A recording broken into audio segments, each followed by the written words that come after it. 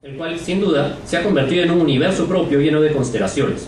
No solo ha habido infinidad de trabajos creados por los seguidores, de los cuales hablaremos en otro momento, sino que los mismos creadores originales han también multiplicado las instancias de la obra. Y en ese sentido se estaría creando más lo que llamamos un architexto, es decir, un espacio textual generado por muchos textos que tienen algo en común, ¿no? y que generan, digamos, un gran texto que está en abstracto, un architexto, ¿no? Para revisar esto volveremos históricamente sobre las distintas variantes y reediciones de Evangelion que hay, ¿no? Que quizás algunos ya conozcan la mayoría de ellas. Y antes de que empezara a transmitirse el anime por televisión, Yoshiyuki Sadamoto publicó un manga basándose en la historia concebida para el mismo. La historia de fondo es la misma, pero más rica en detalles. Por otra parte, el manga siguió incluso varios años después de concluido el anime. La serie es terminada con un presupuesto ajustado, lo cual se hace notar en los medios precarios de la animación de los capítulos finales, cuyo valor argumental, por otra parte, recibe multiplicidad de valoraciones e interpretaciones contradictorias. Hay muchos puntos de vista sobre eso que no voy a discutir ahora. Pero, en fin, para muchos, Evangelion fue un éxito incontrastable, pero tras terminar la serie, Hideaki Anno también recibió varias cartas de fans decepcionados y ofendidos, heridos profundamente por lo inesperado del desenlace. Muchas de ellas, además de insultos, contenían incluso amenazas de muerte. Y eso incluso han incluido alguna foto de eso, me parece, en la película de End of Evangelion, que el estudio decidió estrenar en 1997. Esta película presenta un final alternativo. Por otra parte, aunque sea más explícito, podríamos decir que es incluso mucho más oscuro y desconcertante este final que el sonriente Shinji del capítulo 26. Todos los símbolos que han sido convocados en la serie se acaban por entretejer magnífica, aunque aún enigmáticamente, y al final simplemente se amplía un gran horizonte que nos muestra lo limitado de nuestra forma de vida y nos pregunta por lo mucho que desconocemos. Como el mismo Anno decía, Evangelion es como un rompecabezas, ¿no? Y ahí, en el fondo, entonces, End of Evangelion sigue planteando igual de preguntas, sigue siendo bastante desconcertante. Eso mucha gente, incluso con End of Evangelion, también quedó decepcionada. Algunos por eso odian Evangelion por lo decepcionante que puede ser. Poco después, en el 98, aparece una de las primeras bifurcaciones significativas de la historia. El título de videojuego Girlfriend of Steel, que plantea un relato que se inserta a la mitad de la trama original e introduce un personaje nuevo, Mana Kirishima, quien tendrá una relación amorosa con Shinji. Este es el primero de varios juegos de video que plantean tramas alternas de este tipo, la mayoría con historias más calmadas e incluso optimistas que el relato original. La serie original tiene más de un relanzamiento, empezando por la versión Director's Cut, ¿no? Que es de todas maneras un must, ¿no? Es inevitable para cualquier clásico salir en Director's Cut con escenas agregadas, pero después también en el 2003 aparecerá el Evangelion Renewal, que ya es una campaña bastante más grande, ¿no? Y en la cual se lanza la versión remasterizada con gran cantidad de merchandising, como si Evangelion volviera a aparecer. En el 2007 aparecerán dos proyectos que difieren un tanto de los anteriores, sobre todo por su público objetivo. Por una parte, se organiza el proyecto Eva at Work, que convoca a diversos artistas plásticos para reinterpretar Evangelion creativamente. Los resultados incluyen una obra de teatro no, es decir, de teatro tradicional japonés, en el cual aparece justamente el Eva 1 como personaje principal. Un plato en forma de Lilith, con cubiertos en forma de la lanza de Longinus. También una lanza de Longinus de acero de tamaño humano, ¿no? Que incluye toda una performance en la cual el artista la forja, ¿no? Y varios otros proyectos e instalaciones. Incluso hay estampados, hay un artista que se dedica a hacer oventos con las imágenes de Evangelion, ¿no? Me parece que hay también un proyecto arquitectónico que es obra de arte en tanto proyecto y nunca se planea realmente realizar. Todo eso, por supuesto, dirigido a un público más intelectual y más maduro que el que podría ser el promedio del que se espera que consuma anime, digamos. Bueno, ya eso también es otro tema a debatir, ¿no? Pero en general, el público objetivo aquí entonces varía, ¿no? También otro proyecto que aparece este año es Evangelion at School, una serie infantil con animación 3D que representa a los personajes en versión super deformed y situaciones cómicas. Aquí las tres versiones de Rei coexisten como hermanas, y el Eva 1 y Yetalon son parte del salón de clases. El Eva 1 y Yetalon van al mismo salón que Shinji Ikari y las 3 Reis, porque ninguna Rey nunca murió. Bueno, esto por supuesto dirigido a un público infantil, muy diferente al del Evangelion original.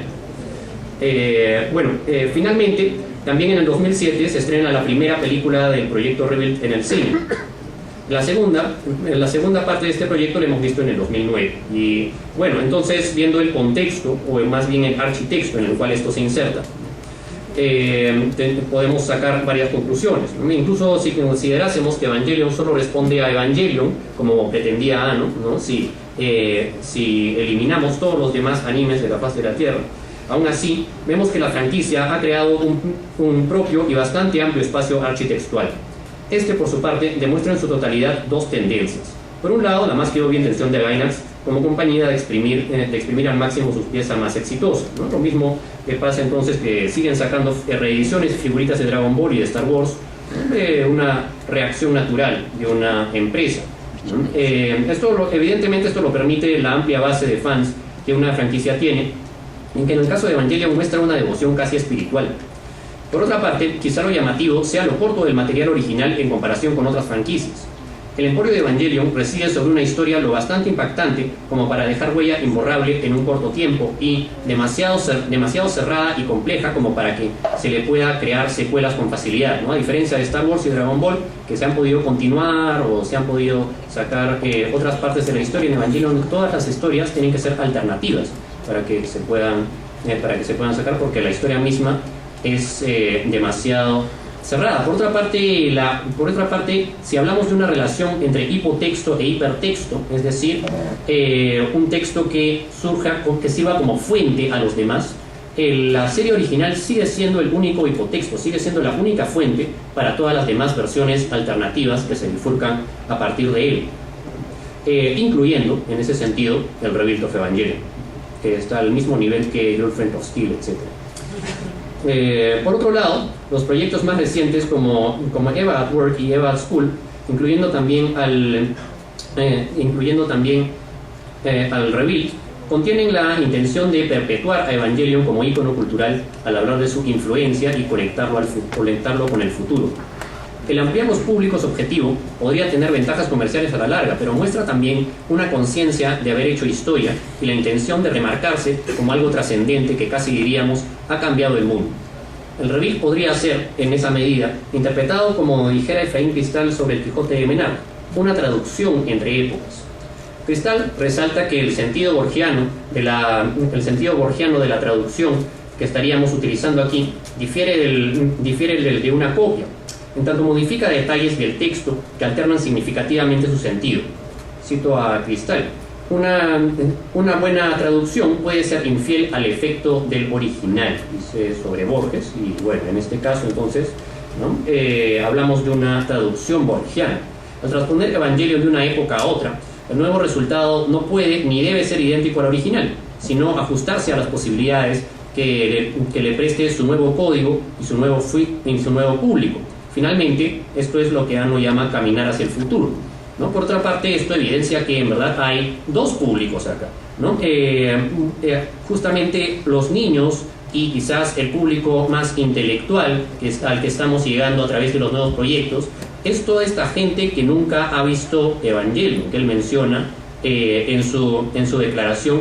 Y por otra parte, están también los fans que apoyan la animación, para los cuales estarían entonces los seguidores que Evangelion ya tiene desde antes, pero para los cuales se estarían creando la mayoría de proyectos, aunque probablemente no el Rebuild of Evangelion. Hasta ahí podríamos llegar, en todo caso, considerando las intenciones del autor. Pero como diría Michel Foucault, ¿qué es un autor? En su conferencia con este título, el historiador y filósofo Michel Foucault retoma la idea de que en realidad un autor nunca tendrá plena autoridad en su texto. No deja siquiera una marca verdaderamente visible o controlable en él. ¿Qué parte del discurso final son solo ideas del narrador y cuáles van en serio?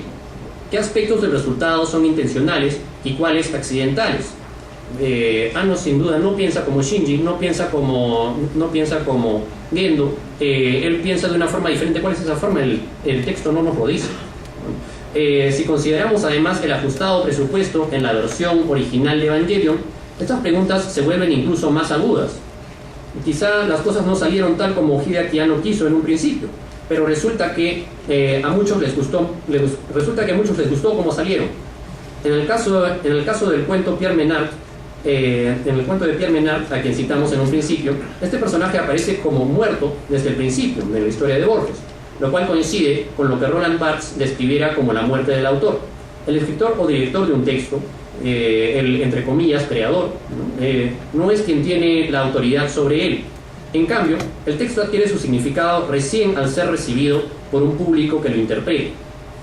Para muchos, como Jaime Alasraqui, esto es precisamente lo que representa el que Pierre Menard reescriba el Quijote. Se apropia de la obra como puede apropiársela cualquier lector. Este proceso de apropiación no se puede negar en el caso del anime, donde es incluso más central y canónico donde es incluso más central que la literatura canónica, sumamente común. En agosto de este año presenté un análisis de las problemáticas intertextuales de la fanfiction, cuyas conclusiones hablan en general sobre la naturaleza de la cultura otaku, ¿no? La fanfiction, como todos los que participan en la cultura otaku sabrán, es entonces la creación de historias alternativas por los seguidores, por el público, ¿no? Que, bueno, pueden ser alternativas o continuar o modificar las historias de un anime o una obra de cultura difundida, digamos, masivamente, ¿no? En ese sentido estaríamos hablando de, nuevamente, hipertextos, ¿no? Textos que toman al Evangelion original o a cualquier otro anime como base, o incluso metatextos que hablan sobre, ¿no? Sobre Evangelion. Bueno, aquí esto ya lo retomo de mi análisis de la fanfic en general, ¿no? De hecho, la fanfic se perfila como respuesta del fan que adquiere un estatus propio, el estatus general del consumidor, que refleja la paradoja que vive todo individuo en la era de la información. Néstor García Canclini señala que la posición del consumidor o televidente no es nunca del todo pasiva, sino que ejerce siempre una interpretación y selección en base a su identidad individual y cultural. Para un funcionamiento ideal del consumo consciente, una posibilidad de retroalimentación, como la que representa aquí la fanfic, sería una de las condiciones indispensables. Por otra parte, la condición del fan demuestra también que este individuo moderno construye su identidad en base a una selección de productos más o menos masificados. En ese sentido, García Canclini propone el consumo como un ritual de construcción de la imagen propia. La fanfic confirma esto al mostrar que, para muchos, el consumo no se detiene en la mera ingestión, sino que implica justamente el incorporar el producto cultural a la propia identidad, y la propia identidad al producto consumido, al reproducirlo y reescribirlo. Esto, por otra parte, volvería a definir la fanfic meramente como una forma de consumo, pero no como una forma independiente de producción, en tanto no tiene una entrada autónoma a la industria cultural.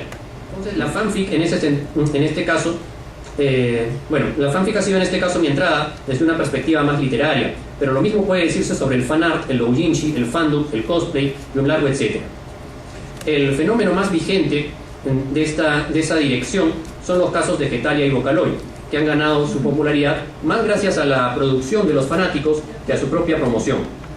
Los creadores iniciales de Vocaloid, ya no digo autores, han acabado dando carta libre a los fanáticos para utilizar sus personajes libremente en todas las formas que se les ocurran, lo cual llega a un extremo en la transformación de Hatsune Miku en Black Rock Shooter, quien incluso tiene su propio anime que ya nada tiene que ver con el personaje inicial.